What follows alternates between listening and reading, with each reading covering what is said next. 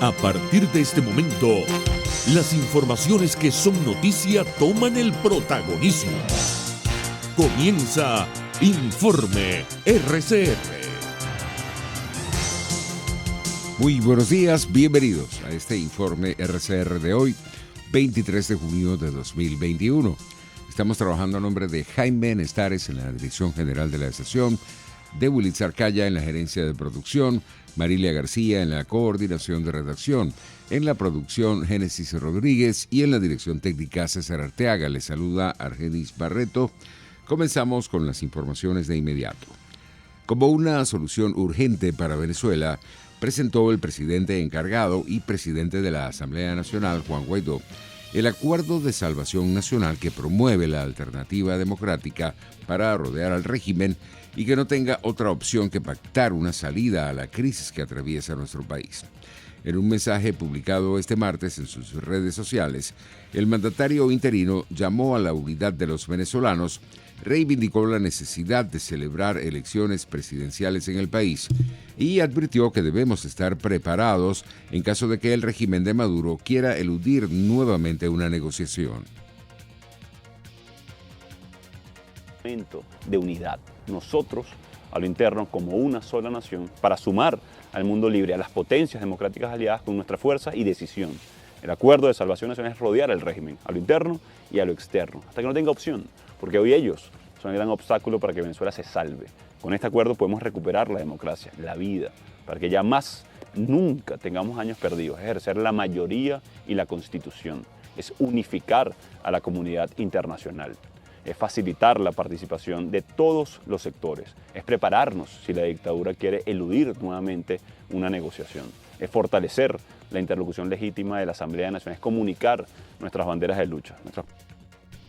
Por su parte, el canciller del régimen, Jorge Arreaza, celebró que el presidente encargado, Juan Guaidó, esté dispuesto a incorporarse a un diálogo con Nicolás Maduro y negó que se hayan negado a una negociación con la alternativa democrática en el pasado. Esto en el marco de una rueda de prensa conjunta con el ministro de Exteriores ruso, Sergei Lavrov. Bueno, el señor Guaidó, en su laberinto y en su declive absoluto, ha querido incorporarse al diálogo. Bienvenido. El señor Guaidó, él y el resto de las oposiciones venezolanas, siempre hemos estado en diálogo. No hemos roto nunca el diálogo. Quienes trataron de romper el diálogo fueron estos señores, Guaidó, Leopoldo López, ordenados desde Washington, y sin embargo en 2019 logramos sentarnos tanto en Oslo como en Barbados, y ojalá pues que las fuerzas de la oposición venezolana todas se independicen de los dictámenes de Washington y logremos sentarnos entre venezolanas, entre venezolanos, y tomar las mejores decisiones, y que este año haya una amplia participación de los partidos de oposición en las elecciones regionales. Muchas gracias. Entre tanto, el exalcalde metropolitano en el exilio, Antonio Ledesma, advirtió que Nicolás Maduro se aprovecha de las contradicciones entre los factores de la alternativa democrática para mantenerse en el poder. En conversación con la diputada de 20 Venezuela, Dignora Hernández, el dirigente político aseguró que no tiene sentido participar en las elecciones regionales de noviembre con un ente judicial designado por una Asamblea Nacional ilegítima. Hemos ido a votar cuando nos piden votar. Y como tú lo acabas de recordar perfectamente, para la campaña del año 2015 la gran consigna era que de ganar la Asamblea Nacional íbamos a cambiar los poderes públicos. Esa fue la gran oferta electoral. Ahí la gente no votó por Edwin Luzardo en el Zulia, o votó por ti en tu estado, o votó por el candidato en Nueva Esparta. No, más allá de los méritos de ustedes, votó mesa del cambio. ¿Qué ocurrió? Bueno, que no se hizo el cambio. Y recordemos, y por eso no lo llaman radical y nos llaman que somos estridentes, que cuando se iba a hacer el cambio de los rectores del Consejo Nacional Electoral, en una sesión convocada el 15 de diciembre del año 2016, no hubo quórum reglamentario porque unos diputados de la oposición se levantaron y se fueron. Por su parte, el director del Centro para el Desarrollo Internacional y profesor de Economía del Desarrollo en la Kennedy School of Government de la Universidad de Harvard, Ricardo Hausmann, aseguró que no ve forma de salir de la catástrofe de nuestro país sin un cambio político. El economista afirmó que, al fin y al cabo, el problema de Venezuela es el de una sociedad a la que se le quitaron todos sus derechos, desempoderaron a la sociedad, y una sociedad así no puede ser agente de su propio futuro, no puede ser ciudadana, no puede pensar, no puede soñar, señaló en el marco de su participación en el foro América Latina del IESA denominado La tormenta perfecta o el regreso al futuro. En otras informaciones, el director de la organización no gubernamental Fundaredes, Javier Tarazona, rechazó la actuación perversa de la guerrilla colombiana contra los pueblos indígenas venezolanos, luego del presunto asesinato de 6 aborígenes a manos de grupos armados irregulares el pasado 15 de julio en el estado Apure. De estas comunidades indígenas en territorio venezolano se hace cada día más constante y más severo.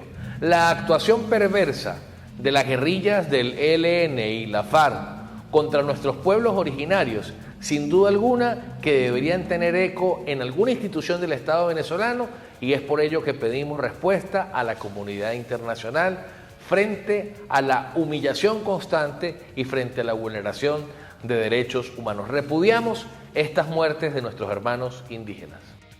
Mientras tanto, un plan de vacunación para inmunizar al 70% de la población venezolana al cierre de 2021, presentó este martes un grupo de expertos encabezados por el médico infectólogo Julio Castro.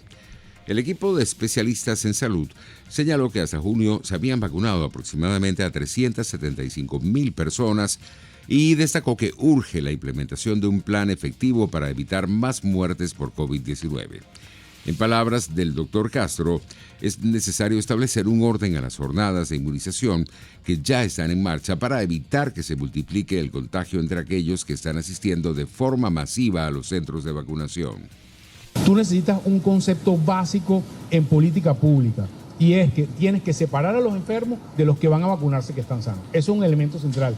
Y eso hace que los centros de vacunación primarios no deberían ser centros donde eventualmente hay pacientes con COVID, porque corre el riesgo de transmisión de una persona que tiene síntomas a una persona que fue a vacunarse. Por lo tanto, la escala tiene que tomar en cuenta este concepto, y nuestra propuesta es ir, dale a la siguiente mano por favor, dale para que salga completa, a un esquema de 3 niveles donde tenga centros de vacunación de primer nivel, que deberían centros de atención primaria un poco más alto que el nivel más básico, ¿ok? Por el tamaño. El nivel básico en Venezuela, que es el ambulatorio tipo 1, el ambulatorio rural o el ambulatorio urbano tipo 1, son unidades que tienen casi que un solo ambiente para examinar a los pacientes.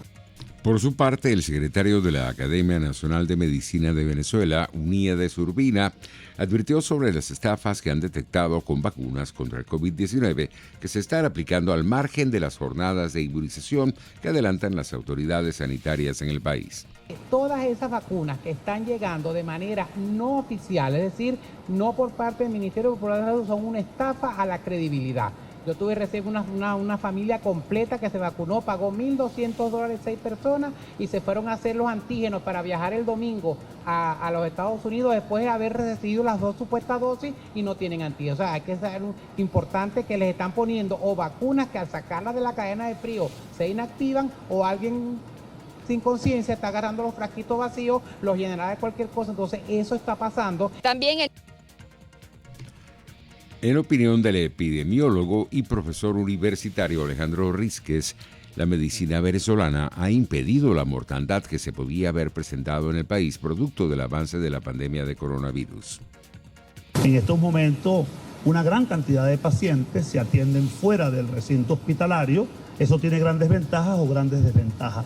Indudablemente, siendo positivos, creo que la medicina venezolana ha aprendido mucho y ha mejorado esa asistencia de los pacientes, lo cual ha permitido, entre comillas, poder quizás coartar y controlar un poco la mortandad que probablemente pudo haber ocurrido que fuera mucho mayor.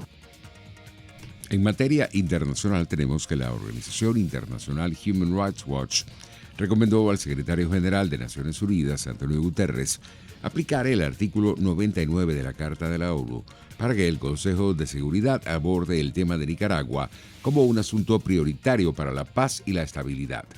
El director de la División América de la Organización en Defensa de los Derechos Humanos, José Miguel Viganco, comparó la situación actual en Nicaragua con el régimen de Alberto Fujimori en Perú entre los años 1990 y 2000, después de la detención de 5 precandidatos opositores al presidente nicaragüense Daniel Ortega. Por su parte, la subdirectora interina para las Américas de la organización, Tamara Taraksiuk, destacó la importancia que las detenciones arbitrarias ocurridas en Nicaragua sean debatidas en el seno del Consejo de Seguridad de la ONU. Consideramos que es muy importante discutir este asunto, incluso si la posibilidad de que el Consejo de Seguridad no adopte inmediatamente acciones específicas sea muy real, porque lo que queremos es reforzar el rol del Consejo de Derechos Humanos en Ginebra, que ha monitoreado la situación en Nicaragua, y enviar un mensaje contundente desde los más altos niveles de Naciones Unidas que Nicaragua está siendo observada y que la comunidad internacional le está prestando atención a lo que pasa. Chile, uno de los países que más rápido vacuna contra el COVID-19 del mundo, inició este martes el proceso de inmunización de los menores de entre 12 y 17 años de edad con la vacuna de Pfizer, sumándose a otras naciones de la región que hicieron lo mismo como Uruguay o República Dominicana. El objetivo es vacunar a todos los adolescentes y cuando tengamos la vacuna apropiada, inocular también a los niños menores de 12 años, afirmó el presidente chileno Sebastián Piñera.